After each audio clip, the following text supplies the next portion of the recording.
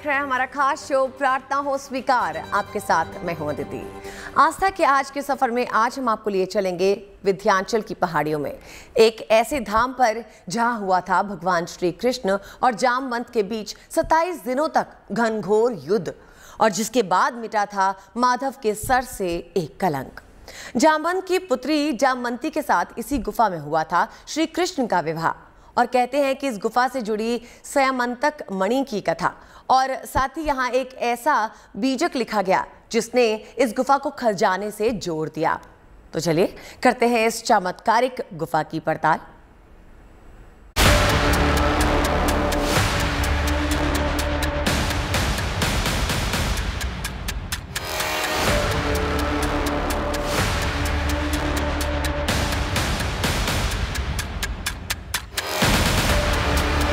एक ऐसी गुफा जहां हुआ था भगवान कृष्ण और जामवंत के बीच 27 दिनों तक युद्ध।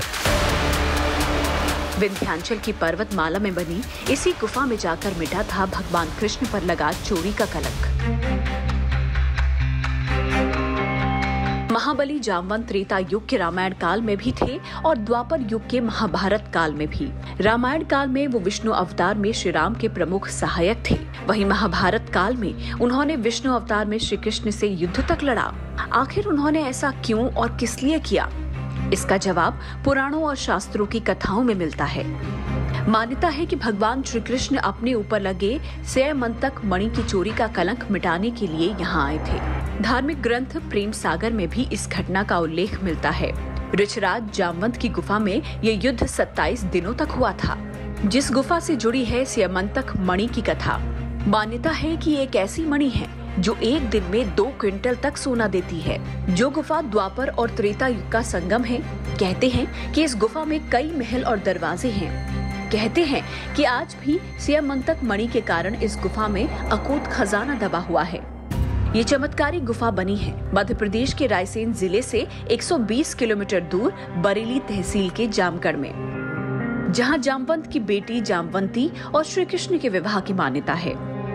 जब परास्त हुए जामवंत जी, तो जामवंत जी ने वो स्यमंतक मणि श्री कृष्ण को गिफ्ट स्वरूप प्रदान की, जिससे श्री कृष्ण निष्कलंक साबित हुए। तो एक तरह से ये जो जामवंत जी की गुफा है, भगवान श्री कृष्ण का ससुराल भी है। यही भगवान का कलंक मिटा था, और इस तरह से ये कृष्ण का ससुराल भी है। पूरा गांव यही मानता है। भगवान को पूरा गांव अपना दामाद मानता है। गुफा के बाहर ही प्राचीन शिव मंदिर बना हुआ है। कहते हैं कि जामवंत भगवान शिव के बहुत बड़े उपासक थे। कहते हैं कि ये जामवंत का बनाया आखिरी शिव मंदिर है, जहां कई देवी देवताओं की प्रतिमाएं बिखरी पड़ी हैं। इस समय हम रायसेन जिले के विंध्याचल पर्वत श्रेणी पर हैं। आप देख सकते हैं मेरे पीछे जो विंध्याचल पर्वत श्रेणी है, इसी पर लगभग 200 फीट ऊंचाई पर वह गुफा है जो त्रेता और द्वापर युगों की कहानी सुनाती है। ये वही गुफा है जहां पर श्री कृष्ण और जामवंत के बीच में 28 दिन तक भीषण युद्ध हुआ था। दावा किया जाता है कि आज भी यहाँ पर जामवंत के पैरों के निशान बने हैं, जो पहाड़ी पर अचानक हुई किसी घटना की ओर इशारा करते हैं। यानी ये पैरों के निशान ये बता रहे हैं, एक क्रम में हैं, और जो उनके हिप के निशान हैं या घुटनों के निशान हैं कि कोई व्यक्ति जब हड़बड़ी में चल रहा होता है तो उसके डग लंबी भी हो जाती हैं, और स्वाभाविक तौर पे बीच में 1-2 जगह ऐसी आती हैं कि तेजी में आदमी फिसल भी रहा होता है। ये निशान पहाड़ी पर कई जगह अंकित हैं, जैसे कोई यकायक भाग रहा हो।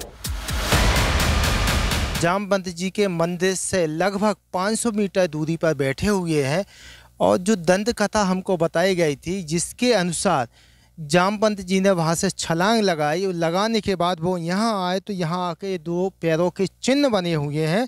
चूँकि यहाँ पर उनके हिप के निशान भी हैं, घुटने के निशान भी हैं, और लगभग आधा किलोमीटर तक हमको उनके पैरों के चिन्ह मिले हैं, जिनको हमने अपने कैमरे में भी कैद किया है। कहते हैं कि यहाँ की पहाड़ी पर एक बीजक लिखा हुआ है। दावा किया जाता है कि जो भी इस बीजक को डिकोड कर लेगा वो न सिर्फ गुफा के अंतिम मुहाने तक पहुँच जाएगा, बल्कि विंध्याचल की इस पहाड़ी में छिपे सभी रहस्यों से पर्दा उठा देगा। माने जो कोई गुप्त जो है बीजक अगर वो पढ़ लिया जाए तो इस पूरे क्षेत्र के इतिहास का जो रहस्य है वो अपने आप में उजागर हो जाएगा। मगर आज तक वो जो बीजक है वो गुप्ते के अलावा कुछ समझ में ही नहीं आया और पढ़ने में भी नहीं आया।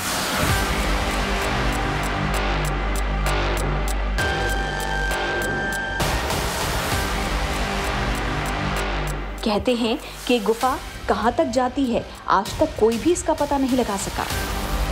इसे नर्मदा जी में खुलती है कहीं ये गुफा, त्रिलोकचंद तक जाती है, बाढ़ी तक भी जाती है। तो इस गुफा के अंदर ऐसी संभावना है कि एक किला है। भागवत पुराण में इस गुफा का जिक्र मिलता है। एएसआई दावा करता है कि ये करीब 15 लाख साल पुरानी सभ्यता रही होगी। इस पौराणिक गुफा से कई मान्यताएं भी जुड़ी हुई हैं। कहते हैं कि अगर किसी बेकसूर इंसान पर कोई कलंक लगता है तो वो सिर्फ इस गुफा के दर्शन कर ले तो वो निष्कलंक हो जाता है। कैमरामैन राहुल लोधी के साथ Rajesh Rajak, good news today. कहते हैं विंध्याचल की पहाड़ी में बनी ये गुफा त्रेता युग से द्वापर युग की घटना की गवाह रही है। कहते हैं जामवंत परम ज्ञानी थे। त्रेता युग में हनुमान जी को उनकी शक्तियां जामवंत ने ही याद दिलाई थी। पुराणों में वर्णन मिलता है कि देवासुर संग्राम में जामवंत ने अकेले ही असुरों को परास्त कर दिया था। आज भी जामवंत की निशानियां विंध्याचल की इसी पहाड़ी पे मिलती हैं। जामवंत की इसी गुफा से जुड़ी है सेमंतक मणि की कथा। मान्यता है कि ये मणि एक दिन में 2 क्विंटल तक सोना देती है।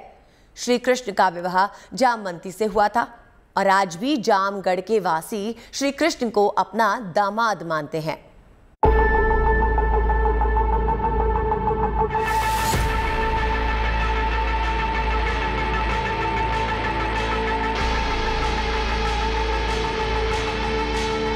जामवंत, जिन्हें पुराणों में ब्रह्मा जी का पुत्र कहा गया है, जो परशुराम और हनुमान की तरह ही अविनाशी हैं, जिनके पराक्रम की गाथा देवासुर संग्राम में दिखी थी, जब अकेले जामवंत ने समूची असुर सेना का संहार किया था। कथा है कि विधि के विधान से इस युद्ध की पटकथा त्रेता युग में ही लिख दी गई थी। कहते हैं कि एक बार जामवंत ने श्री राम से कहा कि मैंने कभी पराजय का मुंह नहीं देखा, तो मैं भी एक बार पराजय देखना चाहता हूँ। तब श्री राम ने कहा कि द्वापर में मेरा अवतार कृष्ण के स्वरूप में होगा, तब मेरा और तुम्हारा युद्ध होगा। इस युद्ध में तुम्हारी पराजय होगी। कहते हैं कि विंध्याचल की इन्हीं पहाड़ियों पर जामवंत और कृष्ण का 27 दिनों तक युद्ध हुआ। इस समय हम रायसेन जिले की उस गुफा के अंदर हैं, जो गुफा द्वापर युग की कहलाती है। इस गुफा को जामवंत कालीन भी माना जाता है। द्वापर युग में श्री कृष्ण और जामवंत के बीच में 28 दिन तक इसी गुफा के अंदर युद्ध हुआ था। युद्ध का कारण था भगवान श्री कृष्ण को सेमंतक मणि की चोरी को लेकर जो कलंक लगा था, उसी कलंक को मिटाने के लिए भगवान श्री कृष्ण सेमंतक मणि को ढूंढते हुए इस गुफा तक आए थे। आखिर माधव को जामवंत से युद्ध क्यों करना पड़ा, तो इसके पीछे मिलती है एक कथा। कहते हैं कि सत्राजीत ने भगवान सूर्य की उपासना की, जिससे उन्हें सेमंतक मणि प्राप्त हुई।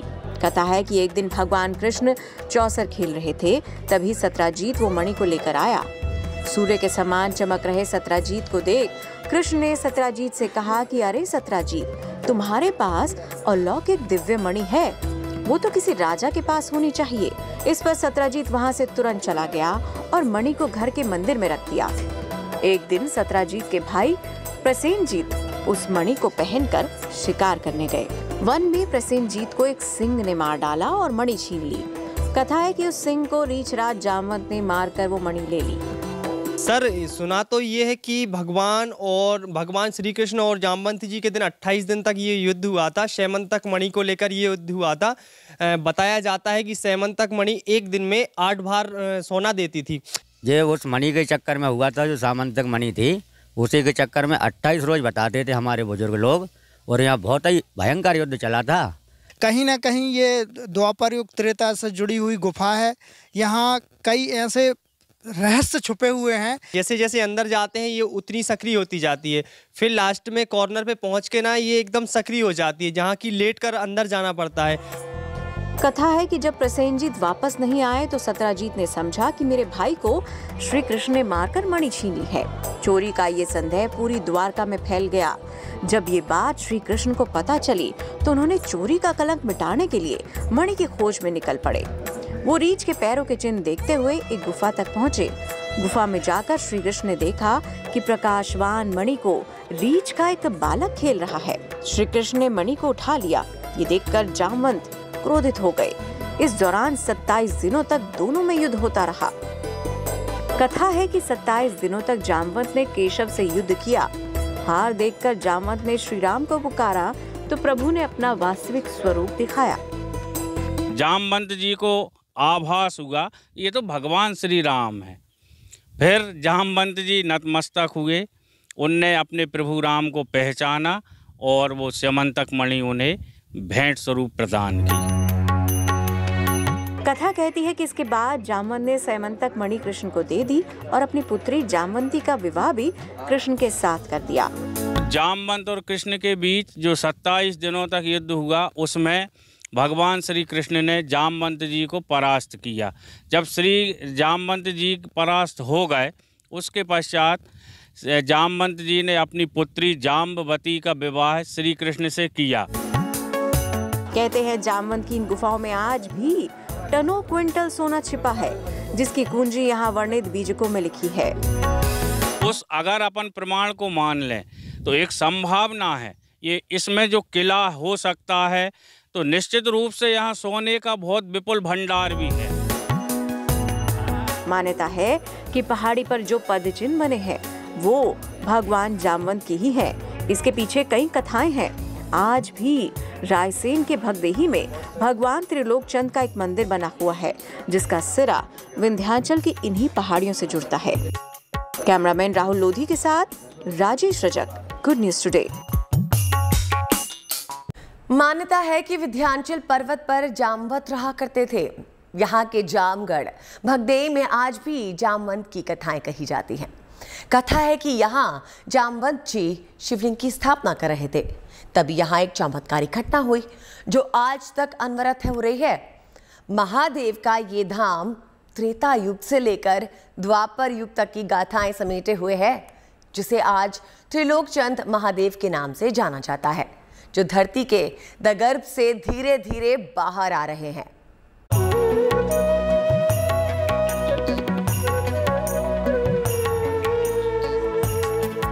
शिव सनातन है, शाश्वत हैं और सार्वभौम भी हैं। संसार को ज्ञान का पथ प्रदर्शित करते महायोगी हैं त्रिपुरारी। सांसारिक बंधनों में रहते हुए धर्म, अर्थ, काम और मोक्ष का दर्शन है शिव। ऐसे सहज सरल वैरागी भगवान जो महज बेलपत्र और धतूरे के श्रृंगार से ही तृप्त हो जाते हैं, जलाभिषेक के अर्पण से परम संतोष को प्राप्त होते हैं।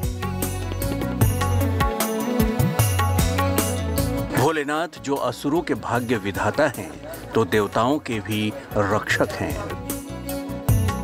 शिव का ऐसा अलौकिक चमत्कारिक भव्य दरबार, जहां एक मूर्ति न केवल जमीन से धीरे धीरे बाहर निकल रही है, बल्कि अपनी दिशा भी बदल रही है, जो हर साल उत्तरायण से दक्षिणायन हो रही है। शिव का वो धाम त्रेता युग से लेकर द्वापर युग तक की गाथा को स्वयं में समेटे है।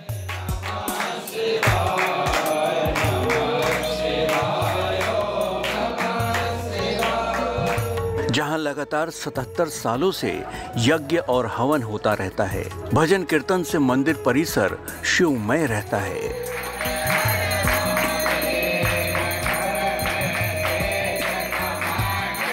हर काल में किसी न किसी शिव भक्त ने महादेव की आराधना कर शिव को प्रसन्न किया है। देवादिदेव का भव्य मंदिर बनवाया है, शिवलिंग की स्थापना की है। महादेव के जिस धाम से ऋक्षराज जामवंत का तप जुड़ा है, एक अजूबा जुड़ा है जो यहाँ आने वाले भक्तों को शिव की महिमा का भान कराती है। द्वापर युग की एक ऐसी ही कथा मिलती है। मध्य प्रदेश के रायसेन जिले से 120 किलोमीटर दूर विंध्याचल की पहाड़ी पर, जहां जामगढ़ और भगदेई में कैलाशपति का ये धाम त्रिलोकचंद महादेव के नाम से विख्यात हो चुका है। ये स्थान तो बहुत ही ज़्यादा चमत्कारी है और बहुत दूर दूर से इधर लोग आते हैं। सेवार्चन होता है, अभिषेक होता है, भजन मंडलियाँ आती हैं, भजन होते हैं, शक्ति मिलती है और तमाम शंकर जी और ये है मतलब हमारी मनोकामना सभी की पूरी होती है।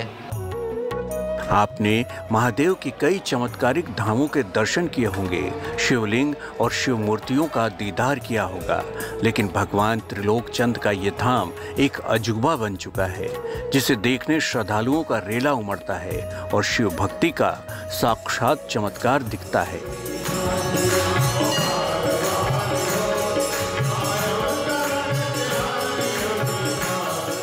मान्यता है कि शिव के दरबार में भगवान जामवंत ही त्रिलोकचंद के स्वरूप में पूजे जाते हैं, जो मूर्ति अनादिकाल से अपने भक्तों को आश्चर्यचकित करती आ रही है। जो भी इस चमत्कार के बारे में सुनता है, उसकी आंखें फटी की फटी रह जाती हैं। इससे अनुमान ये लगता है कि जिस समय उत्तरायण सूर्य होते हैं तो सूर्य जब निकलता है तो उनके ऊपर ही किरण पहुंची, और दक्षिणायन सूर्य जब होते हैं तो उनके ऊपर ही किरण होती है। इससे अनुमान लगता है जो घूमते हैं। तो बताते हैं गुरुदेव की इनकी मुखारबिंद की दिशा बिल्कुल एकदम पूर्व दिशा थी और धीरे धीरे ये इस अग्निकोण की तरफ मूर्ति घूमी हुई है। भगवान शिव के इस दरबार में आखिर जामवंत जमीन में कैसे धंस गए, तो इसके पीछे छिपी है एक पौराणिक कथा। मान्यता है कि विंध्याचल की इन्हीं पहाड़ियों पर ऋक्षराज जामवंत रहा करते थे। जामवंत महाराज बहुत बड़े शिव भक्त थे। एक दिन जामवंत एक विशाल शिवलिंग की स्थापना कर रहे थे। जामवंत अर्धनग्न होकर महादेव की स्तुति भी कर रहे थे, तभी अचानक से उनकी बहन वहां आ जाती हैं। कथा है कि बहन के आते ही जामवंत गले तक जमीन में धंस गए और तब से ही वो यहाँ स्थापित हो गए। मान्यता ये भी है कि जामवंत जी की यही प्रतिमा धीरे धीरे जमीन से बाहर निकल रही है, जो आज कमर तक बाहर निकल चुकी है, और लोगों को विश्वास है कि एक दिन ये पूरी मूर्ति जमीन से बाहर आ जाएगी। गुरुदेव त्रिलोकचंद भगवान थे, वो उनके ऊपर दृष्टि पड़ने से वो स्वयं पाहन के होकर और हाथ जोड़कर खड़े हुए और घमासान हुए, जिनका शरीर भुजाओं से केवल रहा। और जब गुरुदेव ने यहाँ तपस्या की तो भुजाओं से उभरते हुए यह मूर्ति ऊपर आती जा रही है। आज महादेव के इस मंदिर की ख्याति दूर दूर तक फैल चुकी है। चैत्र मास की नवरात्रि में यहाँ यज्ञ होता है, जो 77 साल से हर साल यहाँ होता आ रहा है। मंदिर में लोगों की अगाध आस्था है। जिन लोगों की मन्नत पूर्ण हो जाती है, वो मंदिर में भजन मंडलियों को बुलवाकर भजन कीर्तन करवाते हैं और बाबा को कोटि कोटि प्रणाम करते हैं। यहाँ 77 वर्ष से चैत्र की नवरात्रि में यज्ञ होता है। कुंवार की नवरात्रि में सचंडी होती है। 77 वर्ष हो गए। यथावत यज्ञ कंटिन्यू यज्ञ यहाँ 77 वर्षों से चला आ रहा है। 77 सचंडी हो चुकी हैं, 77 यहाँ यज्ञ हो चुके हैं। यज्ञों में भी मानस प्रवचन, आहुति और पुनः यहाँ विधि विधान से कर्मकांड के द्वारा ही कार्यक्रम किया जाता है। इस मंदिर में बच्चों के मुंडन संस्कार की भी परंपरा है। मन्नत पूर्ण होने पर भक्तगण भगवान को चढ़ावा चढ़ाते हैं और अपने बच्चों का मुंडन संस्कार करवाते हैं। आज बाबा का ये धाम तीर्थ बन चुका है। महादेव के देश और दुनिया में अनगिनत शिवालय हैं, देवालय हैं, जहां आस्था बम बम भोले का जयकारा लगाती है, अपने इष्ट देव को शीश झुकाती है। रायसेन से राजेश रजक के साथ bureau report, good news today. और प्रार्थना हो स्वीकार में अब जान लेते हैं आज का धर्म सूत्र।